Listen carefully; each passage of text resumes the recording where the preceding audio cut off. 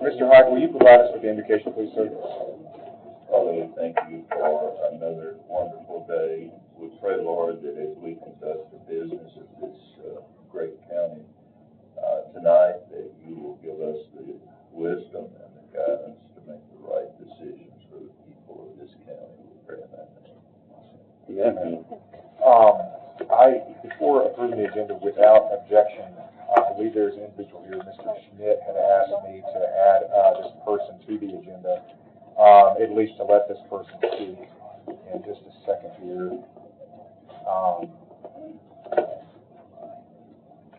Let me get this text.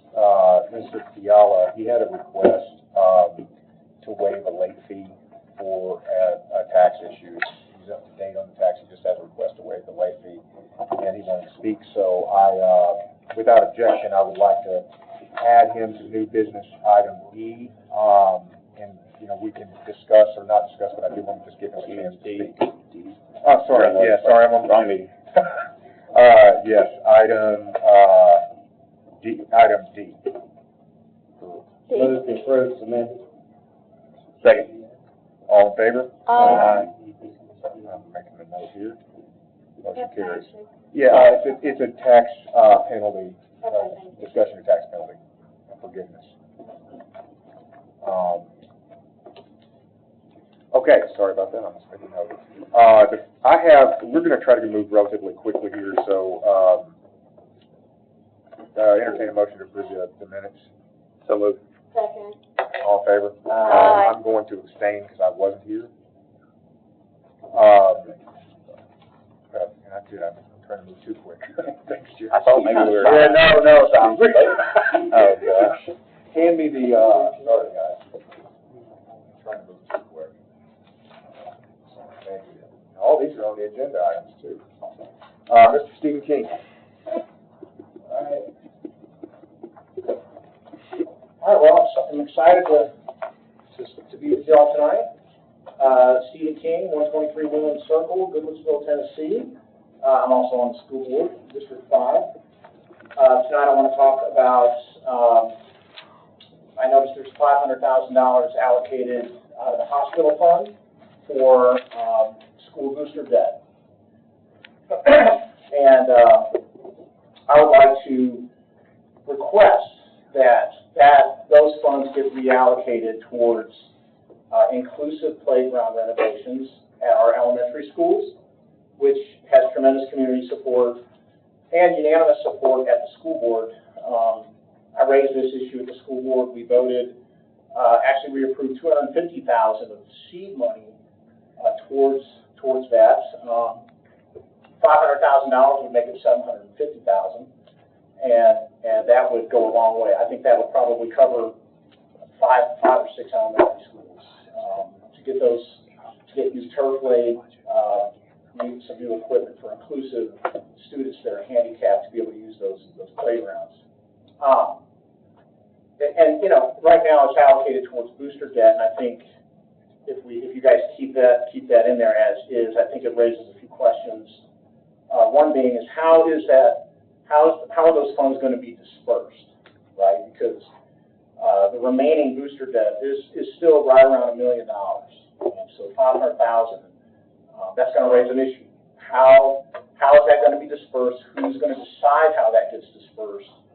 And so Westmoreland has $40,000 of light debt.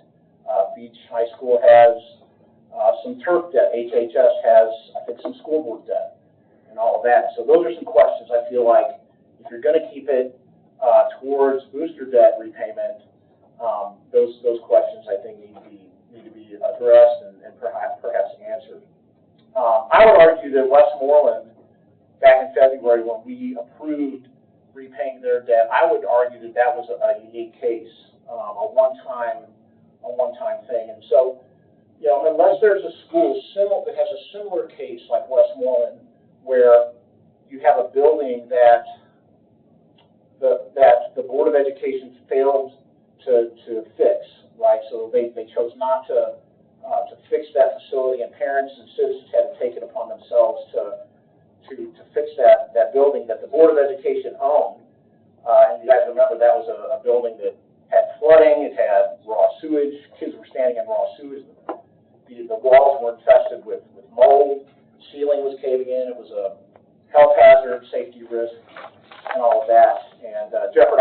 well-being of students. And so if there is a case where a school took matters into their own hands because the Board of Education chose not to do their responsibility of fixing a building they owned, then by all means use that $500,000 towards getting that, correcting that wrong in the same way that we did for Westmoreland. But and you know, we've on this issue, we've got lost in the weeds over, you know, this categorical semantic technicality that is booster debt, and that's raised a question of fairness.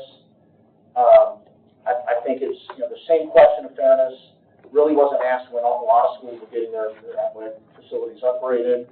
Right now, the price tag is upwards of almost to $30 million, and but Westmoreland, you know, that $274,000 was paid off, and somehow some people were like, you know, that's unfair.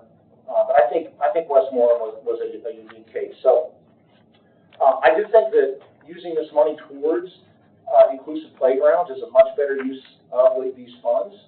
The community supports it 100%, and I think that money would be much better served for that. So just again, if you're going to allocate $500,000 towards booster debt, I would ask you guys sort of pivot and reallocate that towards some inclusive playgrounds. Which, by the way, there's a possibility that we are not in compliance with the law that requires our facilities to be able to accommodate every student. So just think about that. Maybe I would appreciate an amendment to move those funds towards that purpose. So, all right, thank you. Thank you, Mr. King. And I would just make a note here that any change to the budget today will put us on a timeline where we will probably not be able to publish, or where we would not be able to. You really need to do changes on the floor. Yeah. So I just wanted to make that known, because that's relevant to that comment. Okay, next person, Mr. Michael Clark. Thank you. Michael Clark, 102 Tioga Trail, Hendersonville, Tennessee. I didn't realize that there was an inclusive playground situation going on. I was going to suggest we use that $500,000 and use it to take care of the old courthouse on the square. But after hearing that, I think that's a much better plan for that money. And it's always too late to do anything when you don't want to do it. I mean, it's just the way it is. It's always too late to get it on the budget because we waited too late and now it's all this and all that. That's just the way it seems to work. The election commission budget request, I've sat here and listened to in other meetings how there's always a cost overrun. You don't have enough money and you have to come out and get that. Like everybody else in this room, we all have home budgets, household budgets. We have to meet. You run out of money, you just have to quit spending. And I think that really needs to be the rule, not the exception on that.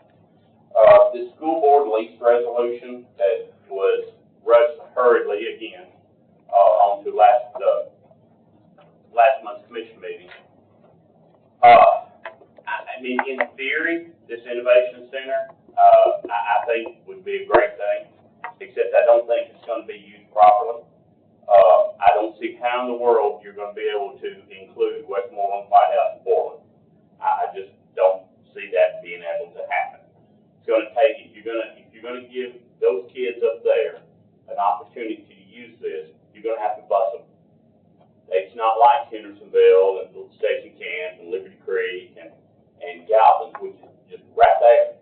You know, it's just a few miles. You're talking about 27 miles from Portland, 32 from Westmoreland, and right at 14 from White House. Now, those kids, unless you bus them, and you'll have to do it at least 2 buses, I don't see how you can get them all in one, so you're going to have to use 2 buses, and I think it's just the cost overrun is going to be tremendous. Now, as far as the amount of money on the 10-year lease, I think that's probably a good deal.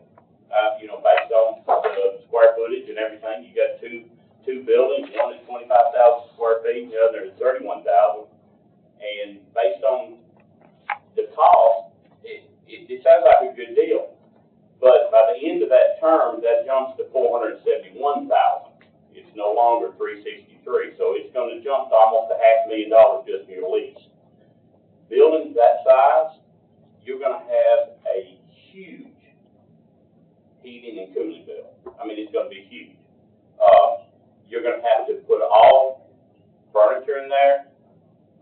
you're gonna have to put a phone system in there, you have to have although the young lady spoke the other night, said they weren't gonna hire any staff, well, how are you not gonna hire staff? You're gonna have to have staff. Said when you're gonna hire a director, somebody was gonna move down from the central office, he and his crew. Well, if he's on site, he's gonna be the boss, and if my boss used to throw work on me, I said, well, how am I gonna be compensated? Because that's what's gonna happen. I think the young lady said there was a lot of questions, and a lot of them she said they hadn't fleshed it out yet, they didn't have answers to. And I would appreciate an answer like that than some bull story. But I think your $363,000 in a couple of years is probably gonna be pushing $2 million. I mean, that's what it's gonna cost if you utilize it properly and you let other all the kids come down for all these programs. I know it was mentioned about expanding the flight program that Liberty Creek has and now the rest of it has. Well, those machines, those simulators aren't cheap. Somebody's going to have to pay for them. Everything that happens is going to cost. I've looked at the contract. I'm not an attorney, don't ever claim to be, and I'm not a great contract reader, but I did sit down and read through it twice today. And it looks top heavy on everything that happens. It's going to be the county's fault. I mean, it even said in there, the pavement on the parking lot falls apart. Well, the county's going to pay for it. I mean, that's just what it says. You can go read it yourself. But it just looks to me like, I realize in some of the statements that Dr. Langford said that, he had other people, he talked to Meta, I think Ball State, Middle Tennessee, and other high-tech people that were interested in partnering with this. Well, there was enough time to make those phone calls and get all that lined up, but there wasn't time to get it on the budget. So if you go through the proper channel, it was off the road there at the commission meeting, which is why people do not trust politicians. You wait till the last minute, you throw it in there, there's no one there that can speak on it. Mr. Mansfield point blank told y'all that the full commissioner told the full commission that you didn't follow proper procedure. And you didn't. It was in a hurry. Got to be done right now. Right now. And that's happened more than once. I've only been involved in some of these meetings in the last year and a half. And that's pretty much how it happens a lot of times. It just waits till the last minute. It's too late to do anything about it. And then it's forced on whatever body, whether it's a committee or the full commission. And that's not right. Do it the right way, take your time, and make sure it's done properly. As you said there, I see you. Hey, sir, I was talking to Mr. Becker, who was trying to. I know exactly. Who was trying to have you sit down, and I was giving you extra time. That's what that was about. All you need to do is say your time. Now your time's up, sir. Thank you. Miss Mary Janelle. My name is Mary Janelle. I live at 1100 Lockport Road in Gallatin, and I'm here to speak about the budget. I am quite concerned about the amount of money that's being spent by the county here and on everything. We've become almost like drunk sailors with our wallets, and it's getting to be a concern. The citizens are getting very concerned about probably a tax increase. Many of you say no, but it will come. I know on the Comer House, I don't know why we're paying for renovations on the Comer House when it's owned by Rogers Group. So if you're a landlord and you own a building, you should be paying for it yourself. I pay for my renovations on my home, and I think the Comer, if we're going to use the Comer, the Comer House should be done by Rogers, just like when they wanted to do the Comer one, which is big as possible. I also want to talk about the fact that this innovation center, I'm all about innovation, I'm all about kids, but I will tell you, when I first became a commissioner, I went to Ball State to a meeting.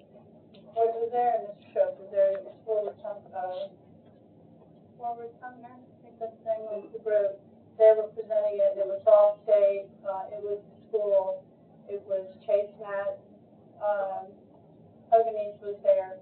Several people were there, and this is what they were talking about doing.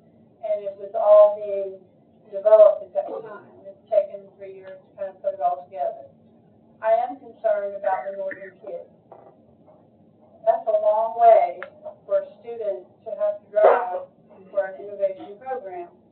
A lot of kids don't have the money for gas. A lot of parents don't have money to give the kids for gas or a car. And it's going to kind of shortchange the ones that live in the northern side of the county, which I think we spend a lot of time focusing on the inner part of the county, such as Hendersonville and Gallatin and sometimes Fort. But I think it's mainly in these areas, and we forget that we have kids up in the northern part of the county. Why don't you split this innovation center into two centers? But I said to my husband, the cost of this lease is just the beginning. It's the beginning of a cost that's going to go forward. You're going to have, like he said, you got power, you got insurance, you have taxes. And why the county doesn't pay taxes, I don't know, because they should. All these kind of things that go into having a place of business. This is just a small part of what's going to cost the county and the taxpayers. You work for the taxpayers. You are working for the taxpayers. They expect you to be good stewards of your checkbook or their checkbook. And year after year, I have been seeing a lot of spending being done for pet projects because, let's put it this way, we want to look good and we want to get elected. Well, I'm sorry. I don't have a lot of money. I don't have a lot of money to pay taxes. People are getting pushed out of their homes because they can't afford the taxes. You raise the taxes, it goes up on the people that are having to rent. And you have to understand that you are the stewards of the citizens' checkbook. And if you can sit there and arguably say that you're okay with the beginning of a $383,000 lease, which blew me away. I know it's a good deal, but it's not a good deal for the taxpayers. And I believe the kids do need a lot of education. We do need to develop our children. But gee whiz, this smells to me, and it has smelled to me. And I think you need to rethink it. You need to rethink what you're doing because you're not taking into consideration all the forward costs. And another thing is, I noticed in the budget we have all this money we're allocating for new EMS stations. I think we need to house our ambulances, yes. But these ambulances, buildings that we're building, are Taj Mahal like. And I agree, they need to have a place to put their ambulances, they need to have a bed and a place to lay down and take care of us. But the argument that there's so much waste that is becoming very concerning to me, and I am very upset with how the money is being spent, and we don't care, and we act like we don't care. We're just spending it. And I'm here tonight, I could do it on the floor, but I prefer to do it here because you people on this committee are the ones that are bringing all of this forward. And I appreciate how hard you work in your committees and all of that. I do. But when you tell me, well, we'll just let the next commission worry about it. Hell no. You got a job to do. You have a job to do to make sure that this money is spent wisely and not because you want to do it and get ready for the next group of people that come in. That's just cheap. That's a cheap way to say something about people's money. And I'm just asking you to really think about what you're doing and not spend the money like a bunch of drunk sailors. Thank you, ma'am. Mr. Kevin Baker. Kevin Baker, 424 A.B. Wade Road. Wow, I have a lot rattling around in my head, and I hope it comes out okay. Over the last few weeks, I've heard a few conversations and been privy to some information talking about this lease. You know, at the county commission meeting, somebody made the point, well, I trust the school board. Well, we have a school board member here tonight. I'd like to know from him what kind of information was he given about this lease. Was the plan all laid out so that they could make an informed decision? I suspect the answer is no, just like y'all. And we're expected to make decisions on $300,000+ a year with no information. This is sounding a lot like Nancy Pelosi saying, yeah, you know, just got to vote on it and approve it, and then you'll find out what's in it. Especially when you read things like, we're going to have to pay for when the roof needs to be replaced, they're going to amortize that and charge us for that. All of those things, the burden all falls on us. And I think, you know, that just, we don't need to rush into this. If it was such a great business, somebody would be doing it already. You know, and the fact that this family is willing to offer it to us at a great price, God bless them. But they can wait a month. That building has been vacant for a long, long time. I drive past that for a long time. It's been sitting there vacant. Also, regarding the issue of servicing our northern part of the county, this is kind of reminiscent of something that was abolished back in the 1950s. You know, separate but equal. Well, we, in a sense, separate our kids. We are allocating resources to the southern part of the county. And the people up north, for years, have gotten nothing. You know, we hear this story over and over again with regards to the sports facility. Brown versus Board of Education outlawed that, but we continue to do it. Okay, maybe not on race, but based on economic and geographic location. The other issue is this doesn't address anything.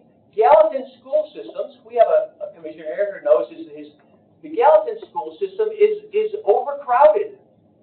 This doesn't do anything to address that. But we're going to have innovation centers, but Gallatin kids are crammed into places. We're going to be asking to build a new school campus for $100-something million, but we're going to spend an innovation center. Send it back. Let's get all the information. It may be a great idea, and I like the idea of coming up with new opportunities for kids. But, you know, somebody made the statement about the aviation. Anybody that knows anything about where aviation is going, most of our aviators today come out of the military. You know where the military is going with aviation? Autonomous vehicles. The B-21 Raider, the F-47, they're all going to be autonomous, have the ability to be autonomous. And even if they're not autonomous, there's going to be one pilot and about 20 other drones flying with them.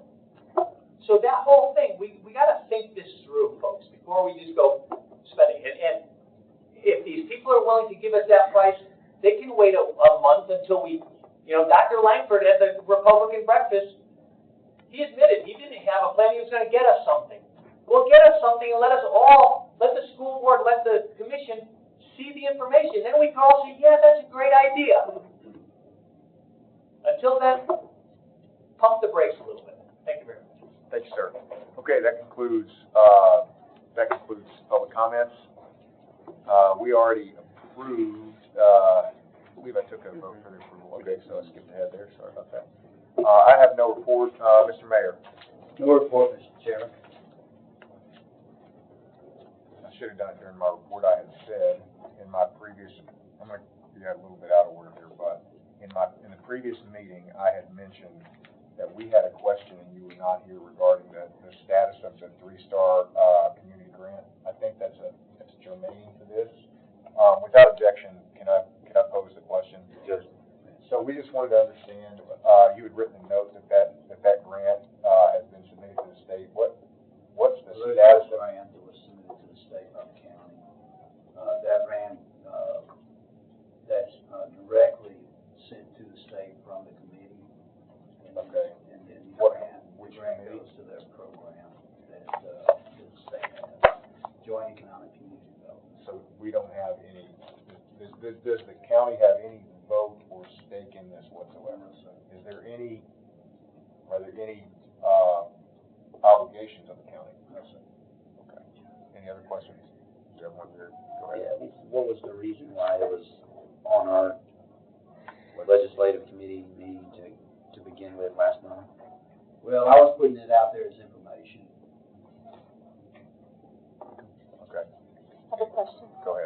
Would that grant have been used for anything, such as as someone mentioned, our old courthouse? I still wonder where we're gonna get the money. No, it's, Tennessee Department of Economic and Community Development, they have standards on it. Goes towards one of the goals, namely workforce development. I think I saw that Portland used it for some community parks or playgrounds at one point. That's why I was thinking about the old courthouse, but thank you. Three-star, Yeah, I think so. what year? Something I read, I don't know, Let's go for me. I'll add, could that was in our, in our class. the CFO stuff, yes, I think they used it for renovations downtown or something. Yeah. Don't ask me, it's just in the book. So, Sorry, go ahead. So did Hartsville. Did you have any other questions at this point? Okay. Any other questions for County Mayor? So no obligations from the county. Okay. Mr. Long. We have Tom Peck from Cleargo. Can you hear me, Tom? Can you hear me?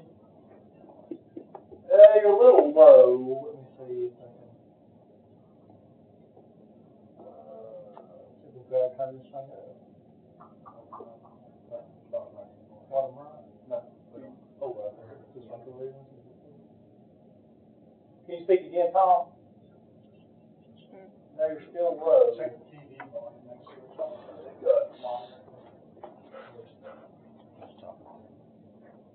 Let's see if we got you now, Tom. Sounds like the sound's coming in low a little bit. Can you see if you can turn it up on your end, maybe? Is there anything on your end? It's coming through. Yeah. It's coming through our laptop. Yeah. Now, change the, So can't get the volume. and that's gonna be like very loud or something. I think we'll get you in a minute. I guess that. Where's the computer Speaker screen? settings and stuff. Yeah. If you go down the bottom left audio, that button, and then change it to, I can't read it over here.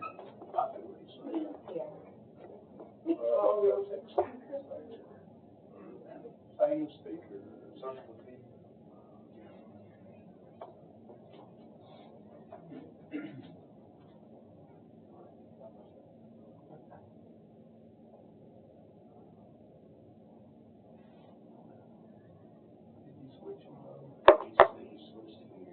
Hey, Tom, can you say something to us? There we go. You let me bring you down a tiny bit here. I think you're good, probably right about now. Okay. Is that good or too loud? No, we're good. Okay, perfect. Yeah, thanks for having me. So, David, do you just want me to take it from the top, or I know we're kind of limited on time too. I can wrap this up in 5 minutes. I can go. Well, you know me. I can Let's do a 5-minute overview and then take questions as they come, please. It kind of shows the pretty, the parts that show the report and how they get the Yeah. That's what they were. And maybe the right context for this, I don't know if David has given, like, so David would be and his team would be your end user, that we would be a reporting body. Understood. Okay, thanks. Well, yeah, thanks for having me. Let me share my screen here. Let's see.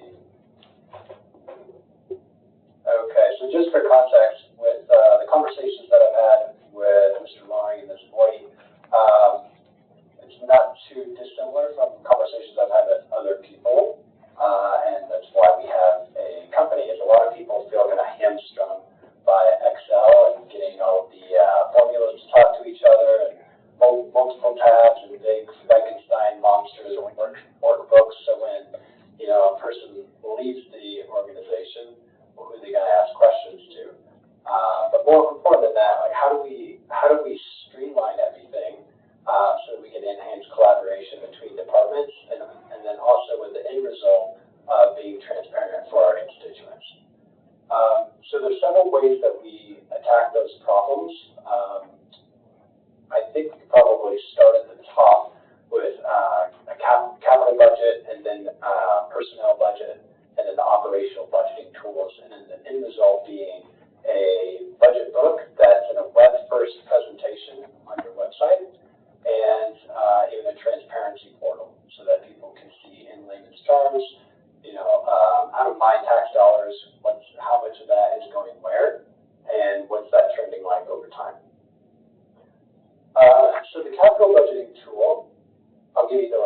1-minute overview on each one of these tools, so to be cognizant of time here, and hopefully you can't hear my 2-year-old screaming in the background.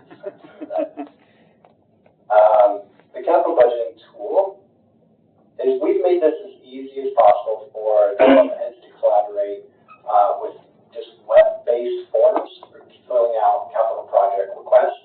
So very similar to what you're doing today, except the finance director isn't going to have to aggregate all of that data with copying and pasting into a giant Excel sheet and then having to prioritize how to build out that capital plan over a multi-year time horizon. So our software solves for all of that through cloud-based forms, and then you can even use multiple what-if scenarios to answer real-time questions about your capital outlay. I'll show you what the end result looks like on that in just a minute. Then the personnel budgeting tool. This is based on rules-based automation. So again, we're looking to streamline the process and modernize how you budget today. So instead of going in every year and knowing that John Smith is eligible for his next bump in pay with his step, or whether Susie Q is eligible for retirement benefits, teaching the software your rules of pay in the beginning. You can automate all of that without having to manually go in. And then again, you can also run what-if scenarios against each other to see if we, can we hire 5 new people for this department? Can we hire 10 new people like what's been requested? Can we meet somewhere in the middle? Can we do a 2% COLA versus a 5% cost of living increase? What does that look like, not just today, but over time? So we can run all of those scenarios, and then both the capital budgeting tool as well as the personnel budgeting tool feed seamlessly into our operational budget. Okay, I have a quick question. All right, so these are report generating capabilities, I'm assuming, that you can just pull down like any kind of data visualization tool. Is that what you're kind of outlining here? It'll take the stuff from our ERP. So the question I have is how easy is this to pull forward into like a public forward-facing website? That's part of it. He actually has you just post a link on there and it'll put all the stuff. Okay.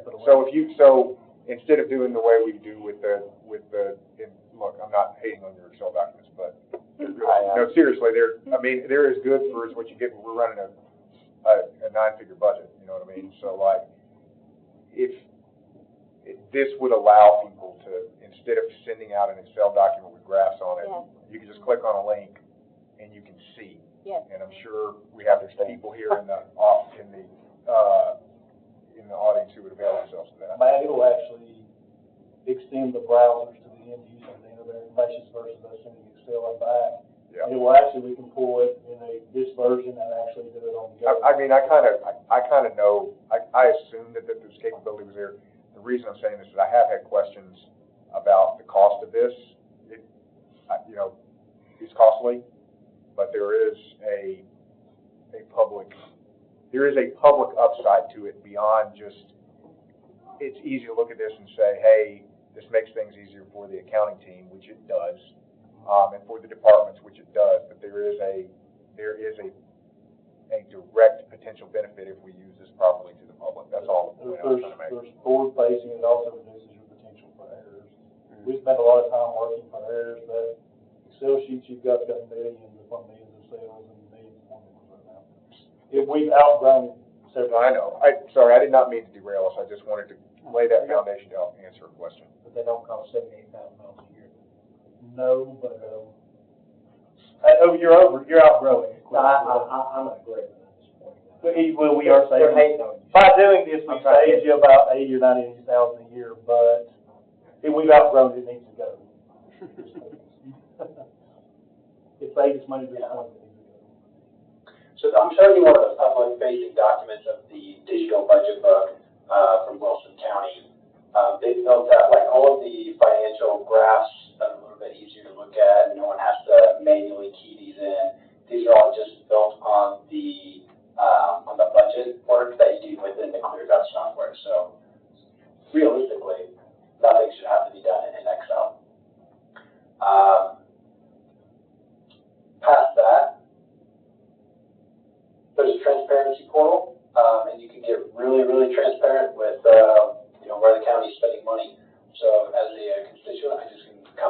this, this URL, breakdown of expenses, and I can keep on drilling down if I want to. We even have a toggle on the back end that says enter in your, where a constituent can just enter in like their property taxes and then see instead of per capita, like how much of their tax dollars precisely are going towards each thing. And then I don't think Wilson County chose to do it, but you could also have, I don't know if you want to go this deep or not, but they've got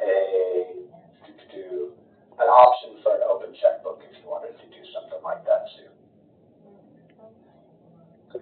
So it's really, from the beginning, from building the budget, all the way through producing a, I don't know if everyone is familiar with GFOA, but really best practices in public transparency. All of that's built within our software with that in mind. But I guess we can backtrack a little bit on the operational budgeting portion. We will upload all of your, not all of your, but we say at least 4 years of your historical budgeted versus actuals data.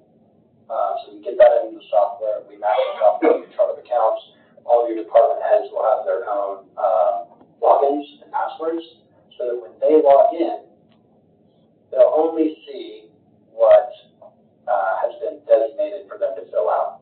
You can have the software remind them to fill out their portion of the budget. So this would be usually what's being done in Excel is sending those off and then getting all of those into a big Frankenstein worksheet that Mr. Long has done a great job with. But this might be a little bit simpler. So as a department head, I come in here and I see any comments that have been made previous to me actually doing my budget. So we're consistently under budget for this item by 10%. Please keep this in mind. Okay, and we can look at the other one, the other comment that's been made. So you can make comments before you assign your department heads their operating expenses to fill out. Then as a department head, I just come in here and I can just do a straight percentage increase, or I could do a dollar amount. And then I could just add a comment.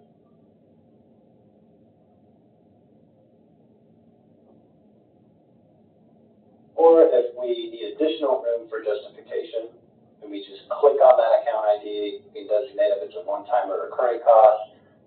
Lots of room for justification here. We can also upload images and attachments to our requests.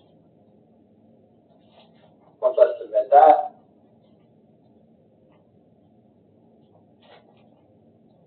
then I can log in as a administrator. This is what your finance director would be looking at.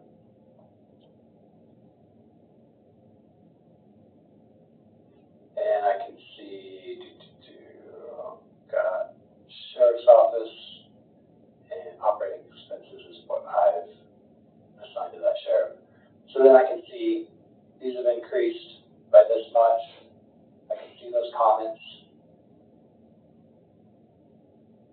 And I can approve or deny or edit the amount all within the software. Once I've done that, I hit save. That saves it as a version of the budget, so that you got some version control from what would otherwise be several workbooks. And then I can easily export that back into your ERP, or push that to a digital budget book such as this, where all of the financials are automated. You even have an automated demographics page with cited the Census Bureau data. And really that's all that's left to do is decide what charts and graphs you do or don't want to show. Add some narrative and some pictures, maybe build out some department pages if you'd like to.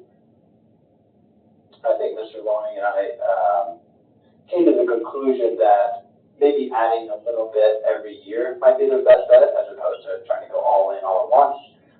But you can even collaborate, have your department heads come in here and fill out their key performance indicators, their strategic initiatives, whatever you want to do. And then all of their financials will be automated as well. So that's really the end goal, is to modernize the budget process with technology that's available today, as opposed to living in what we call Excel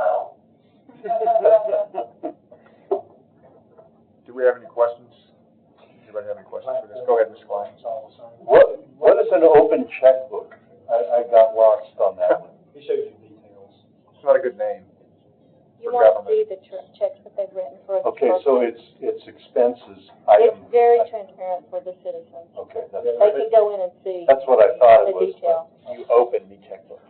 You open it up and you Yeah, see it. you see everything that was spent. Not a blank check. Yeah, not a blank check. Not a blank. You don't get to fill it out. Tom, we've had one question, can you show what one of the actual, you're showing the one that's online, what the actual budget document would look like for county? We had the question, what it looks like. And maybe even one of the GFO labels, I know you've got to do all the parts of the GFO label, which is difficult for counties, but you don't. Sure. But there's Will. Yeah, and I forgot to mention, some people like the PDF, so they can just host that link on their website as well. So in order to get a PDF version instead of the web first, you just hit print, put your email address in there, select what pages you want, hit create digital budget book. That will send an email to your inbox with a PDF of all of the pages that you want printed. That's what. So then, What's the platform that they're using to get the numbers in there? They gotta be using something similar that Comes that straight builds from our formulas system. and everything. It's their system. It is their system. That is my question. It'll actually import the stuff from our existing ERP and export it back into their software platform. Then you'll have the web base with the links hooked up with like on our website. And then the actual budget doc will just like right out of the PDF that everybody can see. So remind me what the upfront cost is. It is, about $33,750 one time, and then your annual for the first year is $78,075. And that's just a discount, and I don't have it right with me, but you can kind of tell them what if you don't care, Tom, if you can just kind of tell them what the second year would be. I don't have that in front of me. oh, those clauses, is that what you're talking about? Yeah, what it would cost for the second year for their maintenance cost. So the first year, we've got $33,750 plus the $78,075 because it's discounted. What would be the estimated, cost of the second year? It's a 3% increase. Three on the 78. So 3%, You have a yearly opt-out clause too. And currently, where you're saying there's a contract, that if this isn't adopted by the county commission August 1st, because they're discounting it, then basically I can send them an email and they'll kill the whole contract. If you guys don't go with it because there's a discount, then you adopt it with the county commission, we keep it. If we do that, then the actual contract starts on September 1, and we'll start implementation. If the county decides they don't like the software, then before December 1st, or 90 days, we can contact Tom or the company by email or whatever, however. And we can actually cancel at that point, get all our money back. So we get a 90-day free. Question, so I see the initial period rate increase 3%. Then after that, I see rate increase of 6% per annum. What, is it 3% just the first year and then 6% after that? I get that question all the time. I agree, that's a little confusing. 6% is if you're outside of the terms of the agreement. So if it's 3 years and you're going like year to year without signing a new term. Oh, I see. It's all of the, you're. So it's not that you go from 3% to 6% automatically, it's that we do a 5-year term or 3-year term or whatever we do. If you're within the term, if you stay at 3, if you exit the term or you have a gap year or whatever, but you still keep it, it goes to 6. All right, got it. What's the minimum term? Minimum term, we tend to do 36. So 3 years. Months is the minimum. What's the maximum? 40 years. I don't know if there is a maximum. I think, the biggest I've seen is 5 years. 5 years. But if they did the 36 months, and then they started the other one immediately after that, it would still only be the 3%. It wouldn't jump. Correct. Go ahead. You gotta have a gap there, is what I'm saying on that. So I have a question for both Tom and Mr. Ryan. Tom, what does training look like? Do you come in and train our department heads, or how much time do we get for training and that sort of thing? Great question. Our onboarding of the data takes 60 to 90 days. So during that time, everyone who's going to be using the software goes through a self-guided, what we call ClearGov Academy, which is just the basics of what the buttons do for each one of the modules. Certain things are going to be relevant to not everybody. everyone will be enrolled in what's pertinent to them. After we get the basics covered through that self-guided training program, which is a lot of videos, it's a lot of text, it's fun little quizzes. After we get the basics covered there, then you get additional training workshops with our trainers. We usually find that within a 60 to 90 day window of onboarding and training, everyone's able to adopt the software relatively quickly. Mr. Long, will this save us any FTE costs? In the long run, it will, because right now we're a fast-growing county, and you're growing quickly, it's becoming more and more difficult to maintain this thing. It saves you a lot of money over time at this point, but I think you're at the point that you need to transition completely away. So, my recommendation would be to go with it. And I'd like to share with y'all, before I talked to this company, I went to our largest employer, the sheriff, and I asked him, and we discussed this, and he had talked with Wilson County, and he told me just last week they love it. He says he's all in. They love it, he loves it, they love it, and he's good. So I just want to share that with you. Mr. Harrison, will this require, is this the RFP that will this require one?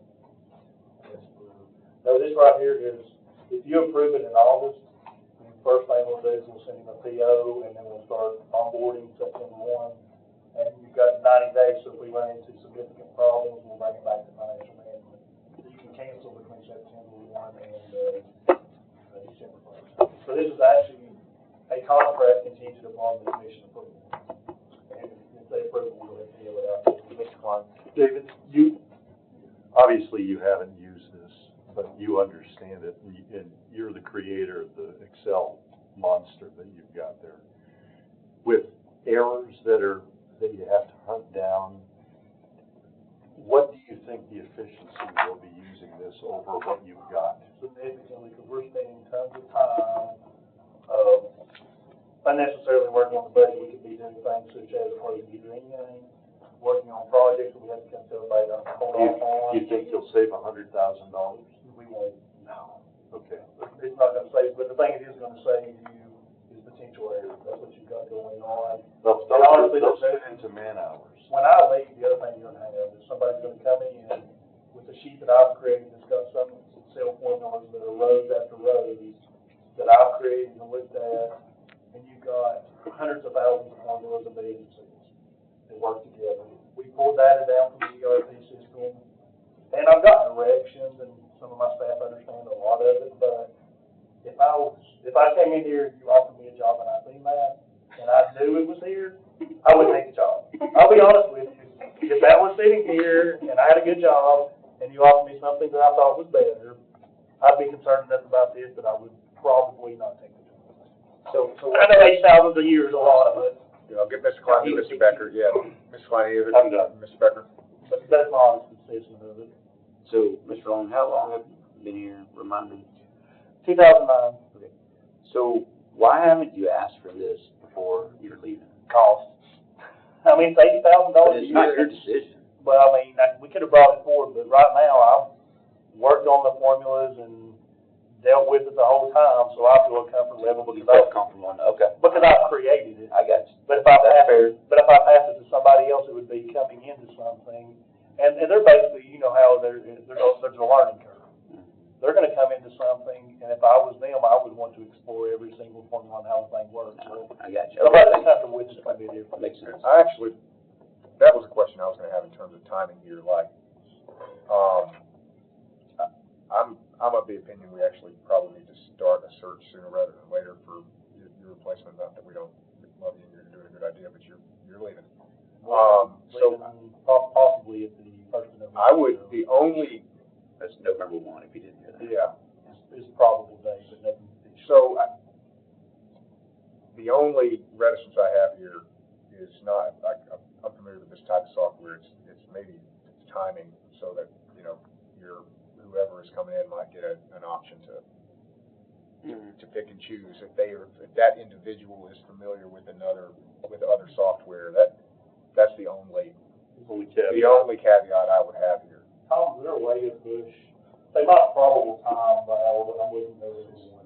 Maybe that's an issue, but right now we've got the contract. Is there any way to start the actual onboarding closer to November, we want to do the 90 days there, if the commission approves it in August. Is that a Start the onboarding in November? And give the 90 days from there. So when will we have it available? Will it be there before? Let me just, Because we want it January. I don't know that I necessarily want to pull this off the rails. Let me start there.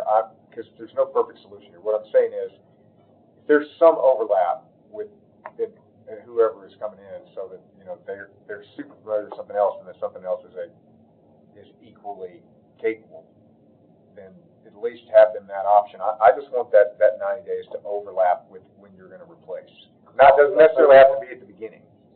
Can we move the September 1 to October 1 for where the That would be 90 days is? Just bump it a month. Is there a possibility to do that? But again, what we talked about before is we want something when we start budget. I believe- We need to know when we're going to start budget. I didn't mean to interrupt, I'm sorry. No, it's okay. What was the answer to that question? I believe we can, yeah. I will have to find out from my leadership team, to do I get it. We put you on the an spot. amended service order, but yeah, I think we can push it. You're back. talking 30-day bump here, really, is what we're talking about. Okay. And financial management, we're gonna bring down, it's gonna be on financial management this month to discuss this and with advertisement and things we brought forward. Mr. Mayor, and then Ms. Harrison. Yeah, I'm just curious, does this not go through the RFP process? Is this a sole? We could consider the professional service if it's completely different, or we could go in, we could consider it sole provider because all software are so much different, or we could go through an RFQ process, that's up to the committee. If they wanna cancel the contract, we could go through an RFQ. I mean, this is the first one, and no offense, this product, this may be the very best, but we don't know that. We haven't looked at anything else. And generally, software will Just throwing that out there for thought, I don't know if there's anything better or cheaper. And I'll be honest, Go ahead. Like, I respect the Paul's opinion here, but like, the idea of like, we don't know this, like, I'm never gonna know if this is best, like, we got the director of finance, and like, he's the one that's saying like, this is the best option, like, I don't wanna put up a fee and try to say, no, this product's better than this other product. I think we need to like, listen. No, I respect the opinion and so forth, but like, we need to lean on the people, the experts in these areas, and like, let's move on it. November 1st is gonna be good. You're gonna be quick. I'll be bold. Go ahead. One question, what other programs is the finance director looking at? we haven't at this point. That's what I'm saying, and I'll give you honestly what happened last time, we had more time. When we did Munis, we actually did a full-blown RFQ and spent several months choosing the software. We can go down that path too. We don't have to. Tom, you can provide us with a sole provider software is completely different than everybody else. We generally take this, so you really got two options. Sole provider is completely different, distinct. Or number two, we go back in a few weeks, write an RFQ and bring them in. We could, what are we in July? We may or may not meet in August. We would not hit the August. We may or may not That's keep not the the best software. product that changes, I mean. And it's really up to the committee and up to financial management at this point. I've got so my only question here is, in your, I guess I have one for you and one for our law director. One, in your opinion, is this a top tier capability? I know it's used by other people. I mean, I've seen its reports. What he's shown me, and she's from Wilson County, and actually, our commissioner here has actually talked to Wilson County directly, and they're happy with it. At this point, you've got the 90-day trial. That's where I'm kind of leaning to too. Yeah. You're going to be importing the thing for 90 we got it days. out. I mean, So you have an out. Mine is right now. We just need to. And another thing, it has to be adopted by Commissioner August. I'm gonna move to approve this to pass it forward to Second. motion and second. Any further discussion? We've got an opt-out period. Oh, sorry, go ahead. No, it's okay. We're still on the same thing. Just a comment. This is the benefit of institutional knowledge. And, Matt, can you make yours subject to Tom providing us a sole provider letter that will be? Yes, subject to It that. is subject to, well, we wouldn't have to bid. It's subject subject to that and to it truly being, like with the review with our legal team, such that it qualifies for that. We don't go through a purchasing. That's fine, yes. Are you good with that as a second? Mr. Klein? Okay, Tom, this is a proprietary platform, right? Correct. So you guys have created this, nobody else in the world has it. Correct. Okay, how was your business? Going on 8 or 9 years now. 8 or 9 years. David, this is a question for you. God forbid they don't make it, something happens, and they fail, then what? And your new person's gonna need final software to go to Excel sheets. And what, because they have their own platform, it's proprietary, how difficult would the transition, with all that information from the last report we have from that company before it blew up, would that all have to be hand input? It's still in our ERP system. First, what we're putting into his system is going to be an import and export between the Tyler Mune system. So if we had another platform, you definitely want to go to a platform that's compatible. Same thing, you're going to be exporting the stuff from your ERP up to the budgeting software to create the budgeting, and then when you get it, you're going to export it back down. You're not going to hand key anything because that's time-consuming, error-ridden, very expensive, and worst practice. If you can't import and export between the two, that was the number one question I had for Tom. You don't want it. Right. Unless you're going to change your ERP. Okay, so we're safe from that aspect. You're good on that, Mark. The question is right now, do you want to go sole provider or bid it? You got either choice. What I said was that I'm fine with the sole provider, given that we have an opt-out period, and the second is you're good with this. Assuming that sole provider is consistent, that we are actually able to legally. And we're going to I couldn't tell you. We're going to look at it close and purchase. If it doesn't, then we will immediately start on our RFQ. Okay. Repeat that for me. So they're going to do it as a sole source provider. So we're not going to do the RFQ, assuming that our legal team looks at reviews and says that this is eligible for this. That qualifies as a service. Correct. We usually do software that way. So assuming that's the case, then I'm fine with doing this as an RFQ. And if it doesn't, then they'll go immediately to, that we bypass the RFQ. If it doesn't, then we default back to an RFQ. Yeah. And we're rolling all this together so that upon that determination, we don't need to come back to you. That's fine. Just keep moving. The only thing I would ask, and I'm not going to make this part of an amendment or anything, just because I know we need to move on it, but I would ask our partner to bump this 30 days and to make that request to your team to start it on October 1st. You want to make it the approval that you see on it there, that the trial period goes October 1 and moves. We can do that. That's fine. Tom, you think you'll be successful to give them a bucket off for 30 days? If I can comment on that. Sure. Mr. Chairman. Yeah, go ahead. We discussed in budget. I've got to get her, and you're going to be in the queue. Go ahead. So during budget, we discussed that we want this working for us when we start inputting the budget. And we came back when we were in here in budget, and we talked about that budget starts January 1st, and we want this going January 1st, so we can start feeding it immediately, that we're not working on two systems. That was what we discussed. That's your biggest nightmare. That's the nightmare. If you recall, we talked about having, do you remember that now? November, December, January. October 1, November 1, December 1. We're fine. We'll be fine. Because you come in here before January 1 to do the calendar at the end of I'm good. If you tell me we're good. So we'll be We don't want to the month of January. It gives us an extra 30 days. That's all, and it shouldn't cause a problem. What was your question, sir? Did that answer your question, Terry? Go ahead. Yeah, my question was, we are part of procurement aggregator, Byboard. I don't know if that helps anything. Usually when I bring up that, people are able to kind of bypass the RFP if they use Byboard. I'm not sure if you all are familiar with Byboard. We don't have this as a cooperative, and we'd have to see if it was a qualified cooperative, but if you can send us the one for sole provider and send us that, and we'll look at both of them and see if it qualifies one or the other. Generally, software, if you own it and you have something distinct and not like anything else, which I haven't seen anything else like it, you can tell from the distinct point it will be the sole because nobody else can do it. That's the one thing we just have to evaluate right now. Okay, sounds good. Well, I appreciate the open dialogue on that. I know that we've done sole source provider letters before, so, I can get my team on that for you. Any other questions here? Okay, all in favor? Aye. Any opposed? Motion carries unanimously. Do I need to waive second reading on that? It's not a appropriation because it's already in that's the budget, so That's fine. no. Go ahead with the, financial statement. Can we let him go? Oh, yeah, we can let him go. Thank you, sir, thank you for your time. You have good. Thank you. All right, bye-bye. He's got a 2-year-old he's got to put to bed. You're sensitive to that, aren't you? I know that life. Okay. The next one is just the financial statement memo because we are closing the books and they have to be closed by August 31st. Sometime in September, we will be giving you June, July.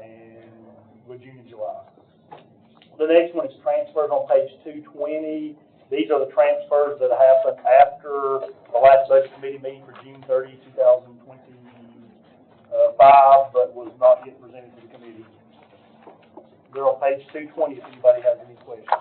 I have a question. Go ahead, Ms. Boyd.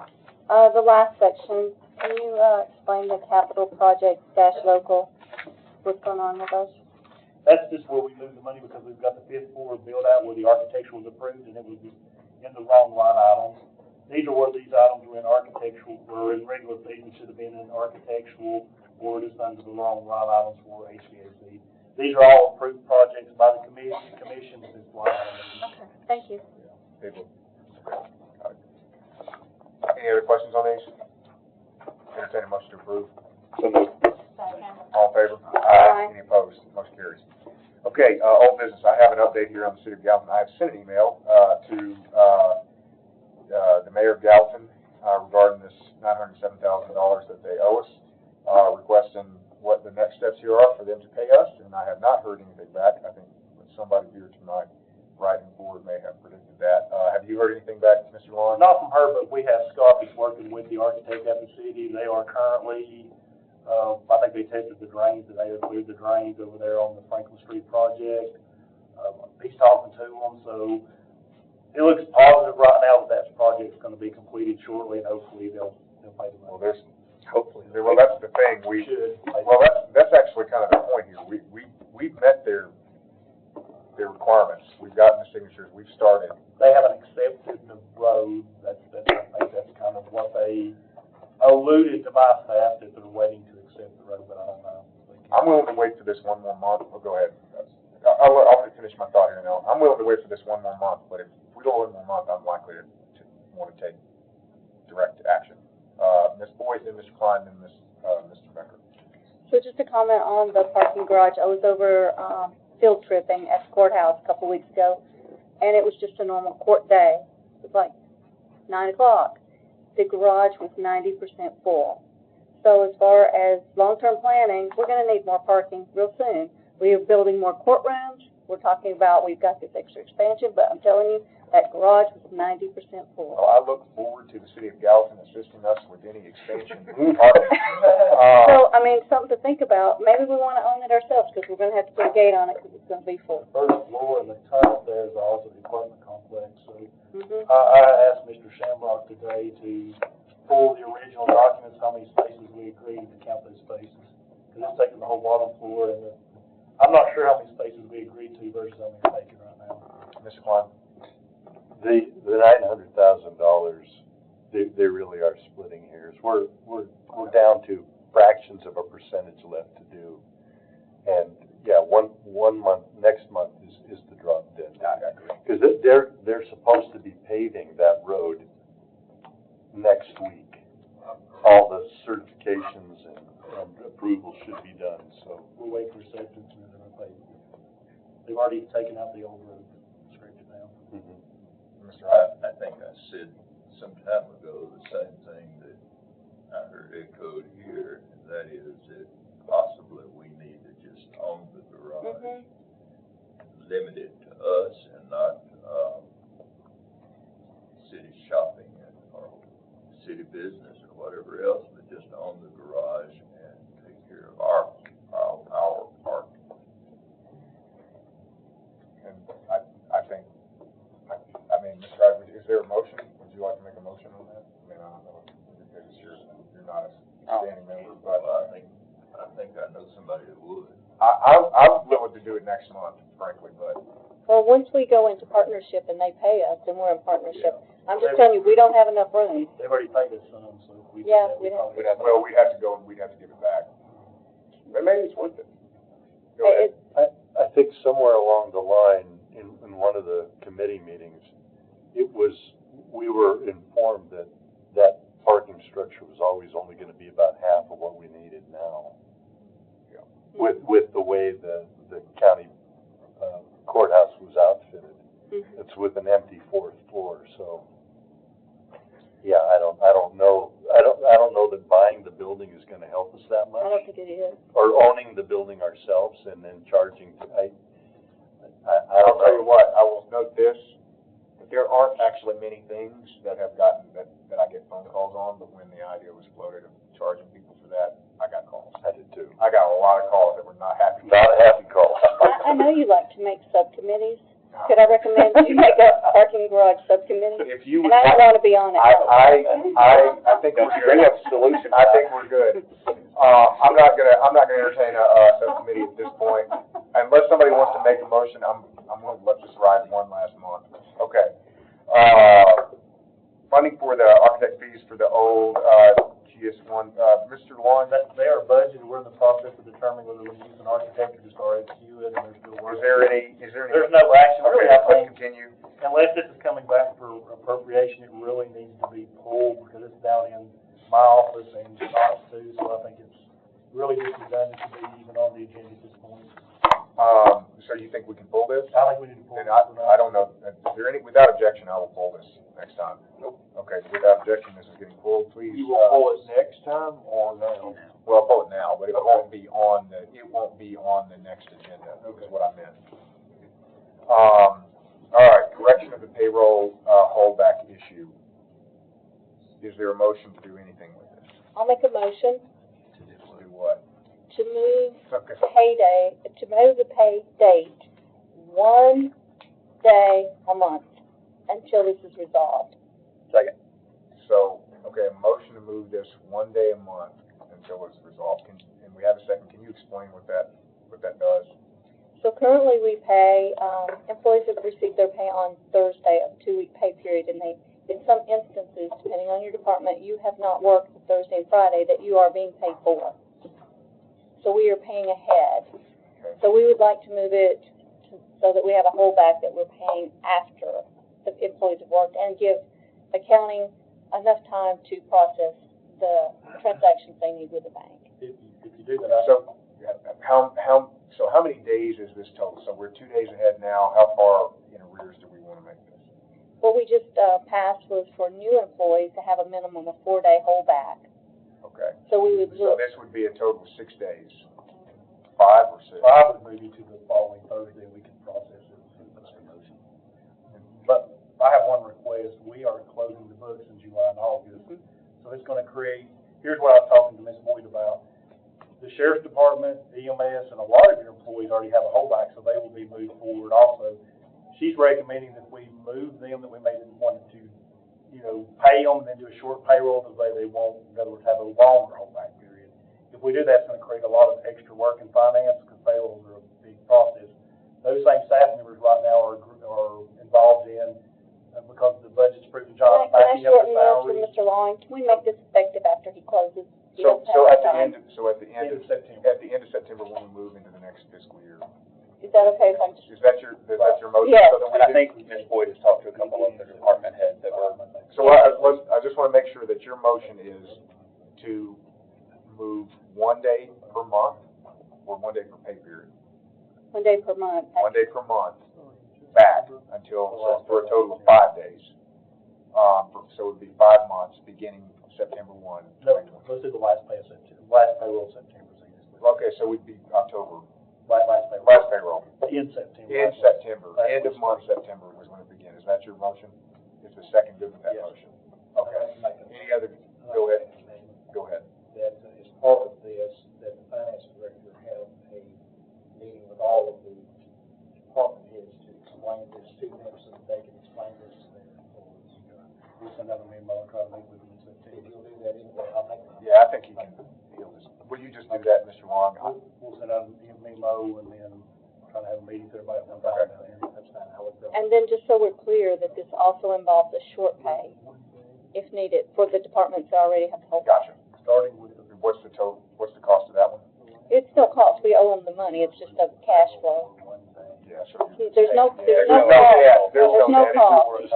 That makes sense. Some of the department heads that I've spoken to, and I know you said the same, and we talked with one earlier, was explaining how this would make it much easier when they're hired on, that we're not trying to claw So that you're just money doing it, in. this makes sense to me. And this is really affecting about 180 or so. 180 out of. Yeah, it's not a, okay. Any other discussion on this? All in favor? Aye. Any opposed? Okay, very good motion, thank you, ma'am. Excellent, glad to see that one. Okay, moving on to new business. FY 2026 budget, long-term capital projects. So I had a couple questions on this one. Mr. Warren, I don't know if we want to pull this up or. Because it's such a short thing, and to explain to you, right now, tonight, you've already published the budget, so you don't need to change anything. Yeah, go ahead. That affects your budget. These are just supplemental schedules in the back, and these are the long-term things that the departments asked for, and it was discussed but never really looked at the last budget meeting. So this is your last chance before it goes into the official document. So I had a question, and I appreciate a fellow commissioner for bringing this to my attention, because I actually was confused when you pointed it out to me. And it's for the EMS stations.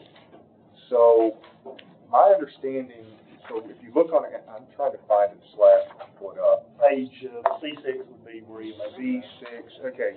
So I see here, station edition. Page 239. 239, I see it right here. If you look at the bottom kind of bracket there, ambulance, emergency service, medical services, you see station edition number 8, 9, 11, 15, 16, and, so there's 5. Say 239. 239. Thank you. So I was tracking, and have been for a couple of years now, a request for 3 stations. One of these is the White House station. One of them is the Westmoreland station, which is under construction now, or at least beginning ground break. And then another one, which I believe we have shot down previously, was a renovation or rebuild of Shackle Island into an EMS facility. Those were the 3 that I understood had ever been requested. Now, the only one that we have affirmatively kind of begun to appropriate funding for is Westmoreland, with White House potentially on the horizon, but Westmoreland being one that we, in the course of the next couple of years, we will commit to. So those are 3.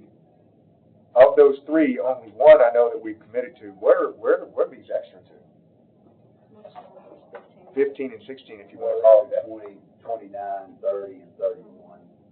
And that would just be based on population trends. There is no specified place for those. I understand that I know that we're looking out several years, but I mean, we're talking about just getting one built in the next 2 years. Right. So And you'll start that discussion then, if there's a need at that time.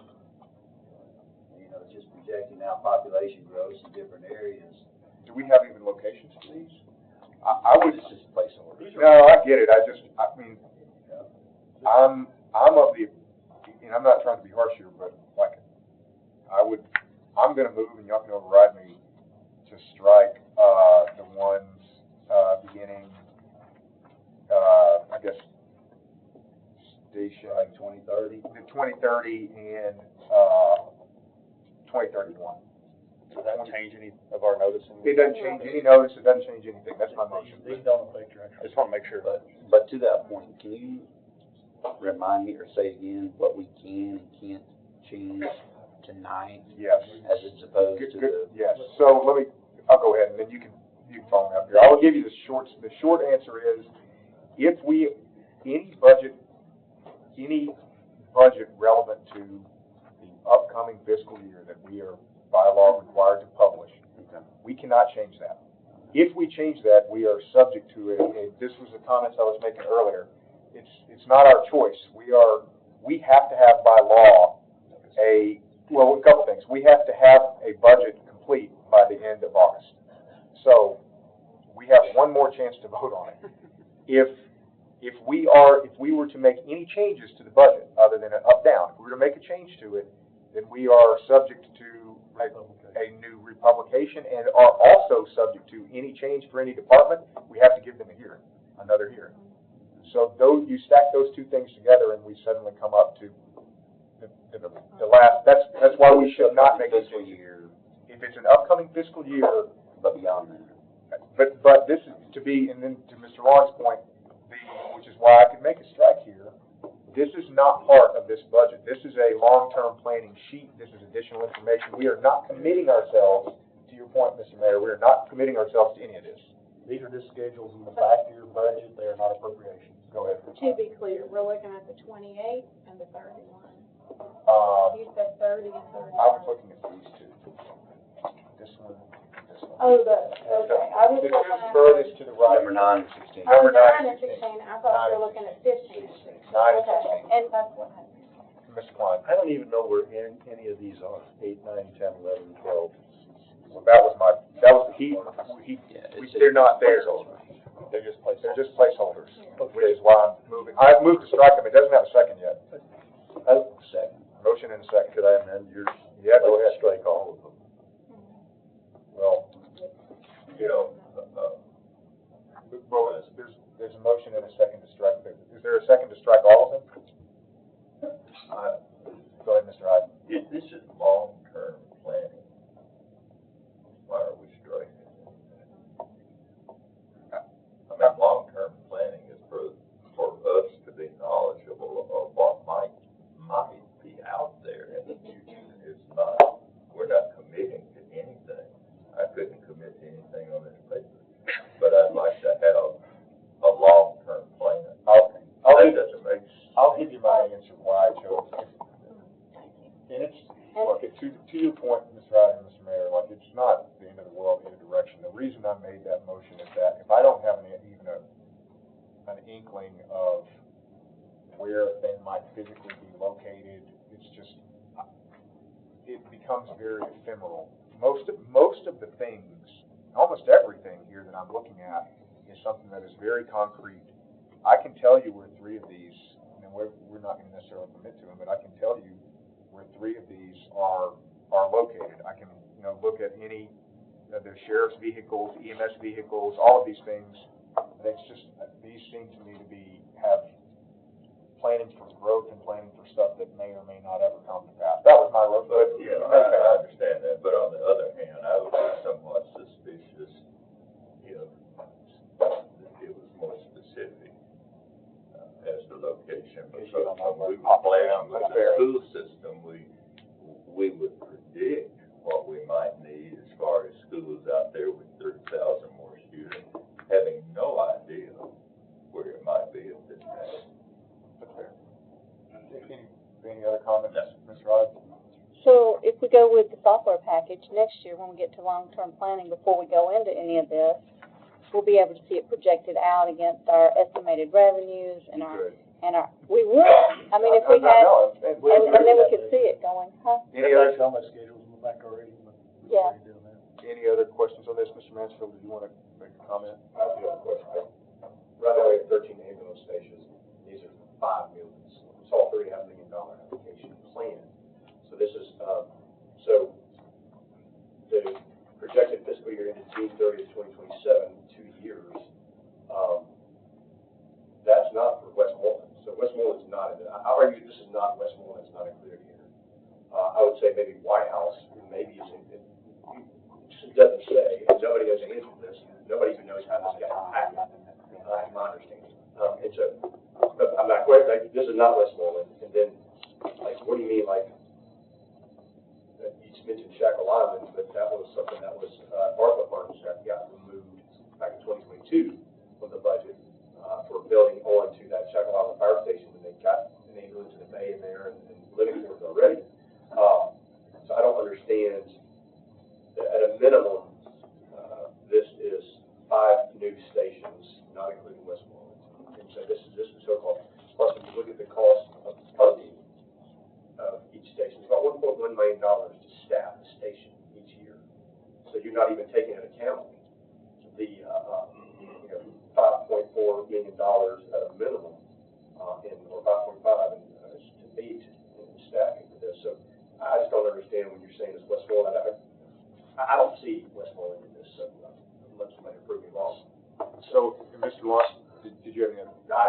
along, and I could be wrong here, but I was under the assumption that for these three, and again, these are just requests, and I do want to move as quickly because this is not actually financially impacting anything, but I did get questions over it, so I want to answer them. My understanding was that 3.5 is because Westmoreland is not complete, and so we could. That's another one. It should be in the current budget. So this 3.5 would be a totally net new one.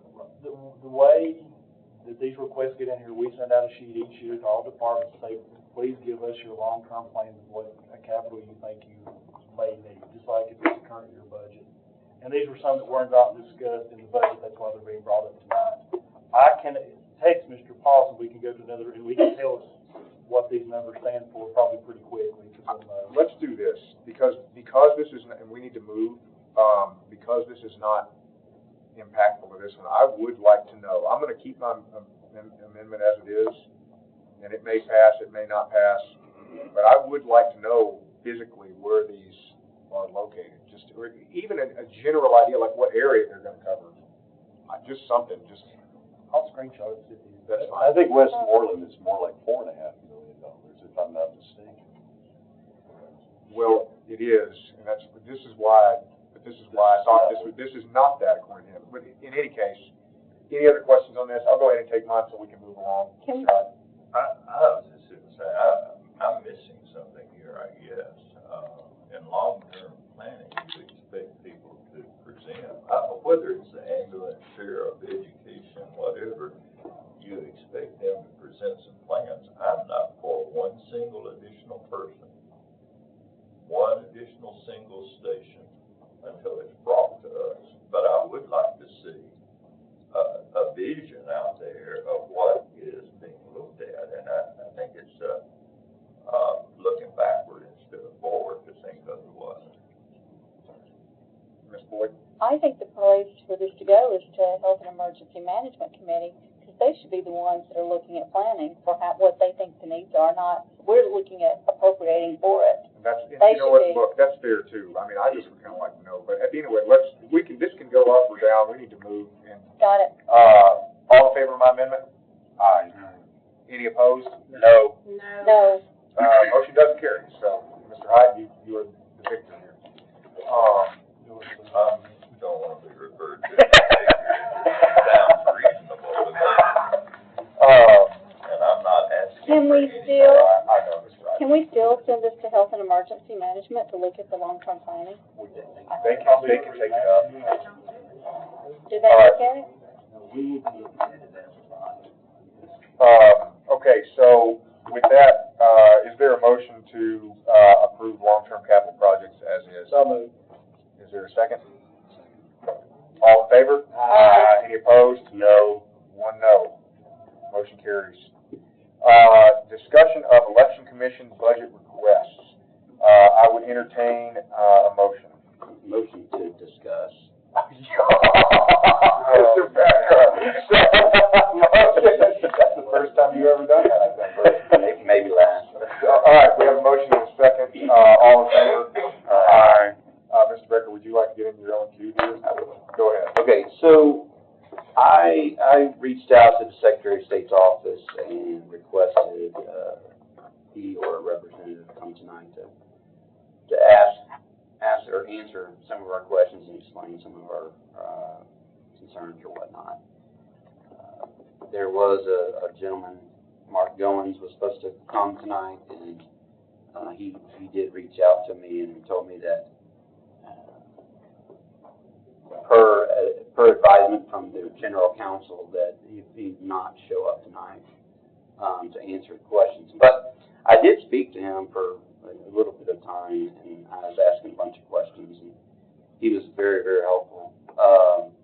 And so, a couple of questions I have. So he explained things. A lot of this stuff everyone may or may not know, but so the MOE we have is compared to the election cycle 4 years ago. So I don't know. Do we know what was the amount we currently already approved that's in the budget? How does that stack up? Is that? Yes. Okay. It is more. It is that plus 3%. 35. Plus. Okay, I just want to make sure that. Yes. And then, Just to be super clear, we are more than meeting MOE standards compared to like over like 4 years ago. correct, okay, yeah, that was one of the key things. He did also, and I know this was also talked about too, but the May election is gonna be, the state's gonna refund, every cost that's directly related to the May election. Okay, if we were to go to convenience vote centers, that has nothing to do with the May election, so none of that would be reimbursed or refunded, I guess reimbursed. But any costs related to the May election, which is the only election for this cycle, budget cycle, will be reimbursed by the state. He did make give me some information that it's still sort of new in the convenience vote world, if it truly will save on poll worker numbers. And so that's just because the whole system's new. So really, it's unknown yet if there actually would be savings. It would be fewer precincts or fewer voting locations, but you're still having to process the same amount of votes overall. So he in his not opinion, his statement was that it's still just too new of a process to really know for sure if that is a savings. Obviously, there's cost of renting the buildings, janitors cleaning up, et cetera, et cetera. My opinion is that we need to, for this budget cycle and for this election, to not move to the convenience voting center concept and move forward with this budget cycle with the election of how we've currently been doing with the precincts. And I understand there's going to be some additional precincts needed there. But so all that to say is that my opinion there, but I just wanted to make sure that it's already included in the budget that we're meeting the maintenance of effort over the cycle, which we already talked about, and that we not go, because some of the money we did not provide that was requested was to go to convenience centers. So set that aside, and if we're not going to do that, it's a non-issue. So anyway, I just wanted to make that point. We talked about a lot of other stuff. Just some of that was just for me to gain knowledge. But it's a good discussion, very helpful. But he wasn't able to come tonight. Any other discussion on this? Go ahead, Ms. Boyd. So just to go back to the additional precincts that we talked about in budget the idea that we could move back to 12 districts with 2 commissioners per district. And we were informed by election that we would not have to, it would be less cost, but they would not have to bring in all the additional precincts if we did. And we have that power right at our commission level. We don't have to go to state, it doesn't have to come back. I would, and I'm happy with this conversation we had. I would just argue that this is something for legislative. Go ahead. Yes. All the costs associated with that would not be directly related to the May election, and so we would have to bear all those costs. Yes. It's all the communication. So my opinion is if we want to do that, there's no rush in doing it in this budget cycle. And more than opinion, if we were to make a change here, like if we were to make a change of that magnitude, that would incur something. We should not do that here because, to the earlier point, this is part of our budget, and we don't need to make any changes to it. Yeah. If we were to make any changes, we just have to do it in full commission. But that's right. But my main concern, I want to make sure that we're meeting the MOEs, we're moving forward which the budget we've passed. Correct. Does not include the convenience vote centers, et cetera. So, and it did move forward on the normal precinct voting, whatever you want to call that. Any other notes, Mr. Becker? We don't need any action on this. No. Thank you. You're welcome. Thank you, sir, and thank you for making that phone call. So I'm going to move to recommend a revenue neutral tax rate for 2025-2026 to the county commission. Second. And Mr. Long, what is that rate? I was looking at the budget for you because you were asking what the amounts were. It is in the packet on page number, 243. Okay. 243, it is 1.42. It's the same. 1.421. So just for record, my motion is to keep it revenue neutral at 1.421, and the second good with that? Yes, sir. All in favor? Aye. Any opposed? Okay, motion carries unanimously. I'm gonna move, to move the county budget as approved and unamended today. Motion and second. All in favor? Aye. Any opposed? And schools in the. Yes, is that both of them? No. Okay, well, I'll separate these out. You've already approved the budget, you're just moving them forward. Well, Mr. Klein, would you like me to separate these out? So It does. You fine? Okay. So would you like to be counted as a no vote? Okay, so we have one no. I will, move the appropriation resolution forward for the county commission as required by law. That's my motion. Motion and second. All in favor? Aye. Any opposed? Okay, I would move to approve, the nonprofit. We have a motion and second. All in favor? Aye. Okay, now we're on the Board of Education. Budget amendment appropriates funds to state of Tennessee to provide $2,000 bonus to eligible certified staff. Can you give us a little bit more, in this one, Mr. Loing? They've got the description on there, and it's revenue equals expenditure, so There's no net, okay. Second. I'll move. Oh, sorry, I thought you said Motion. All in favor? Aye. Okay. School board lease resolution, this is the same one, we have a motion, second. Any discussion on this one? Yes. Okay, Mr. Klein. Many of you were at the GOP meeting where I asked Mr. Langford to give us a pro forma on what this school is going to be with this building. And he assured me that would happen before this came to a vote. Not just once, twice. It was when he was up at the podium, and then afterwards. There are so many questions, and I'm sorry, but this is not the way to protect the people's money or to create a school. I am 100% behind what he's trying to do. I believe in it with every fiber in my body. But to say we've got a big, beautiful building, and that's the beginning of it, it's not central to the county, so the northern cities are not going to have good access to it. It's a great deal, but at the end of 10 years, it's going to be $4.2 million that we've spent on that building.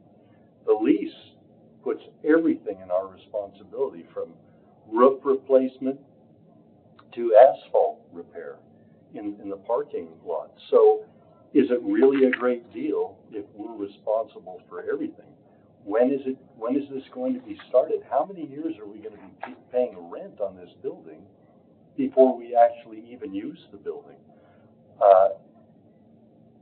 He talked about all these, a dozen companies that are going to contribute to the project. I've seen nothing. I mean, all we've seen on this is a lease, and in my opinion, it's not a great lease.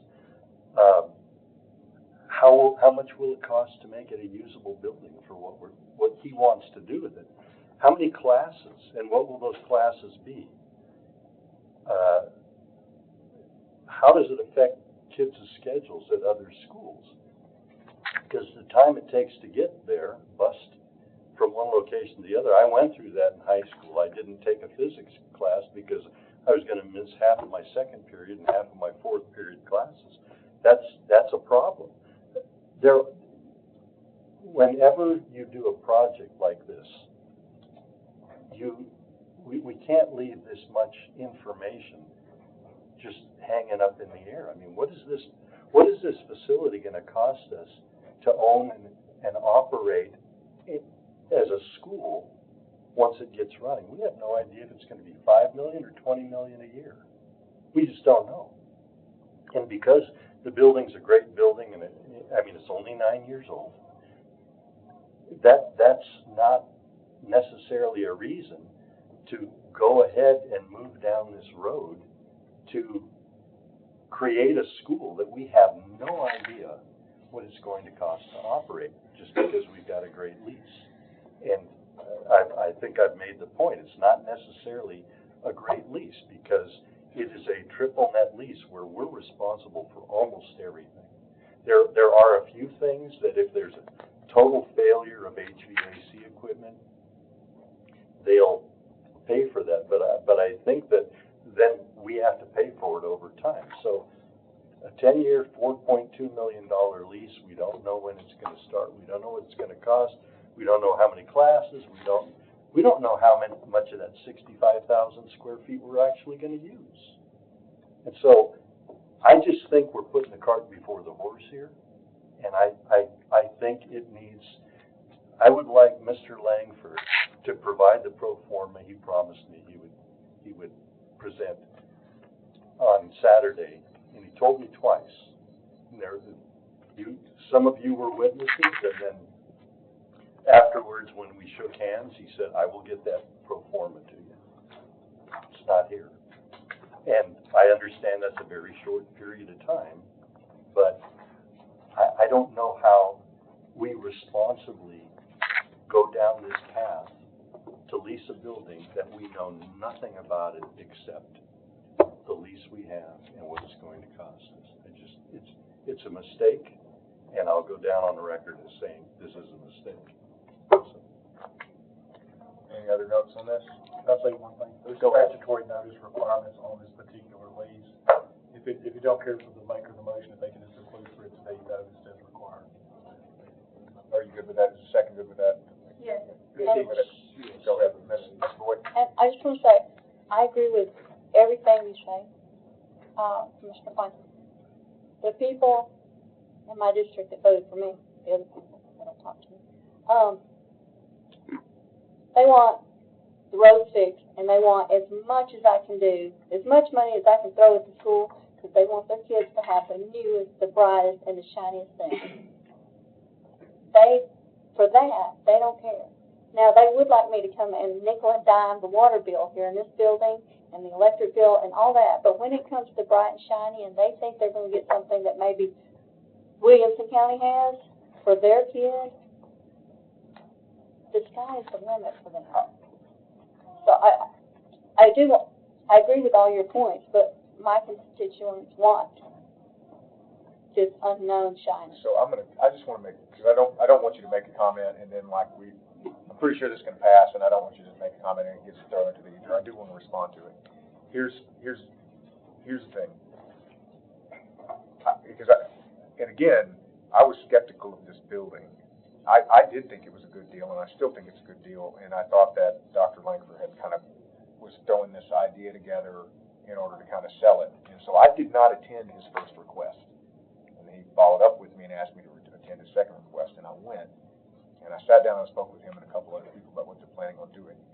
And I was likely to support it anyway because the lease the numbers looked good. However, I don't disagree with you about the pace of it and the fact that the plan is not fully fleshed out. However, all of those points are correct. However,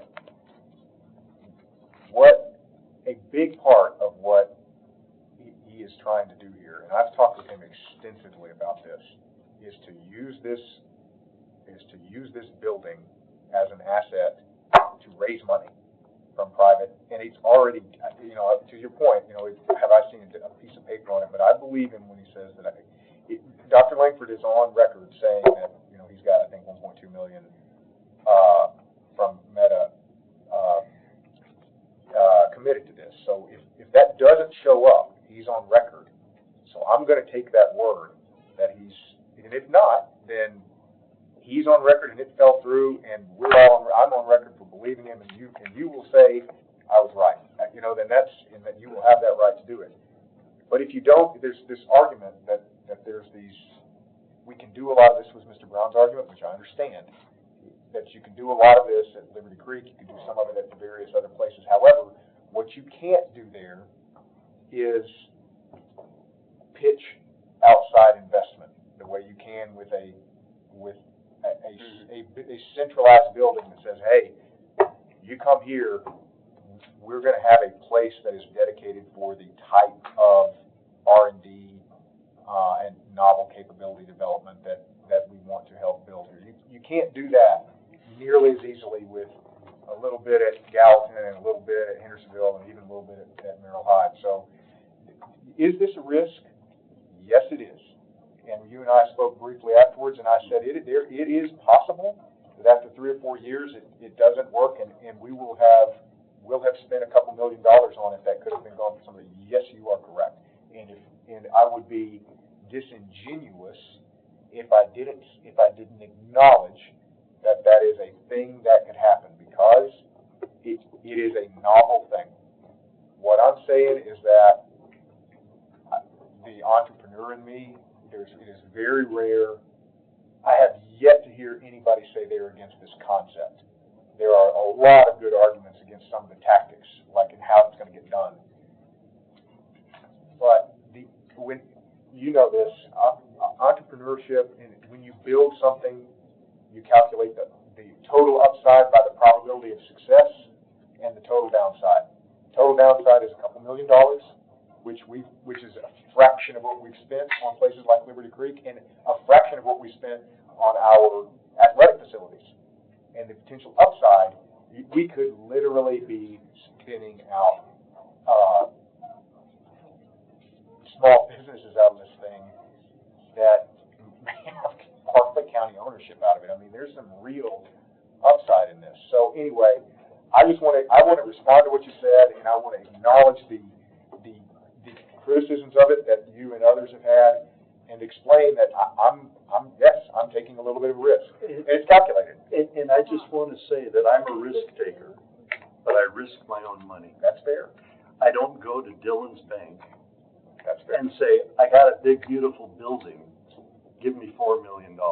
Because he'd laugh me right out of his office. Well, that's kind of what venture capitalists do, though. Well, he's a banker. He does that with other people's money. All right, any other questions on this? Any other notes on this one? All right, so the motion again was, Mr. Harrison, restate the motion. To approve it with requirements. Notice requirements. Second, good with that, all in favor? Aye. Any opposed? No. Okay, motion carries. Go ahead. Before we go to the next item, can I just ask one question? And I know it's out of order, and you can rule me out of order, and I'll shut up. That's okay. About ClearGov. Yes. He showed us Wilson County. Is Wilson County under a current contract with them, and have we talked to them to know what their feelings are about? I have not spoken to them. Sheriff Craddock did, but I can address why they're not under a current contract. Okay. They do not use Munis, they use Skylark. And when they got in with ClearGov, and they love ClearGov, according to Sheriff Craddock and his counterparts down there, they love it. It is not implementing well with Skylark. And that is the reason that they are having to step away. They love it. They love the product. It's just they don't have Munis like we do. And Munis, Mr. Long has extensively asked, and Munis will implement. And I'll reach out. Okay. I'm fine. We can go back. The commission meeting where there'll be a. We're totally out of order. I'm letting it go. Mr. Lambert, did you want to follow up with anything? Yeah, I was actually communicating with one of our counterparts, a commissioner in Wilson County, and he checked with their finance department. We are not renewing our contract with ClearGov. I asked why. He said reliability and support is awful. And I said, fair enough, thank you. And the direct quote, it creates a beautiful budget book, but it's really hard to work with the system. We've been entering data, downloading it to Excel to manipulate, and then uploading it again. We are moving back to Excel for this coming year's book. I would recommend, if I was you guys, to move on and go to GovMax. I think he's GovMax, yeah. Well, do we have a motion? Do we want to reconsider or let this one ride? I will make a motion to reconsider based on that. Can we? Motion, let's do this. There was a motion to reconsider in a second. All in favor? Aye. Any opposed? Okay. So, go ahead, Mr. Becker. But we need a motion to be on the floor to. I'll make a motion. I'll make a motion for this to go to RFQ. a second. So can I, Go ahead, Mr. Becker, and then Ms. Moore, or go to Ms. Boyce. just the timing, that's I don't care what product we use. I do not. I don't care. But if the timing is essential, as Mr. Long is walking out the door and we have limited plans on how we're replacing him, and now we're not gonna have, I just wanna make sure we have tools. That's fair. I agree. That's fair. What she's saying, I just don't want us to buy The wrong things. And I wasn't as concerned because you got the 90-day trial. Yeah. Sure, we can kick it out during the trial, but it's still stands for call before we start the trial. Like I said, just quick, I mean, that GovMax, just quick Googles, it says comparative intent to be cheaper. Mr. Becker, go ahead. So, my comments earlier were, I had the opinion, which were quickly proven to be not factual, but I thought Mr. Long had done some type of research and figured this was what the thing. So those are my comments earlier. So now I want to know, is Wilson County, is the reason they hate it because it doesn't fit in with their time system? That's what it may be. Sheriff Craddock told me. So, yeah, I mean, we need to figure that out. I mean, In the meantime, can we ask? Well, there's I think we have a motion. the motion is setting for an RFQ, I mean, which You've got August either way, we can RFQ it. That's because the commission gets. so there's, I mean, let me put it out there. All right. Time to get another one. All in favor? Aye. Any opposed? Okay, motion carries. Reappraisal cycles. Thank you. Mr. Long, go ahead. That was one that I was asking about the different reappraisal cycles. That's something I'll have to go back and calculate, but I think that was something. Without objection, I'll keep this, I'll move this to all business and we'll deal with it. Yeah. So I have one more, and this is, I don't think the gentleman was there. I will put this on the next one. I'll briefly go over what this was about. There was an individual who was late, he just missed a tax, paying writing check. He quickly caught up and what was assessed a penalty, and he was asking to have the penalty waived. motion to deny. We have a motion to deny. Is there a second? I was, How much are we talking? without, like, a few $100. Without. Go ahead. All right, I was asked about this by the commissioner, I guess, that was first asked, but we're working under statute. Most of what the county does is statutorily based, and it says that that the amount of tax and payable is due and payable interest shall be added following the tax due date on the first day of each succeeding month. And, there is nothing in there that allows for a statutory waiver, and additionally, Mr. Hyde had a constituent make his ask, I think about a year and a half ago, and so we didn't create a new, policy change. We said no. So I just wanted to throw that out there. So he has seconded the motion, all in favor? Aye. All right, all opposed. Okay, motion carries. Motion to, is there a motion to adjourn? Second, all in favor? Aye.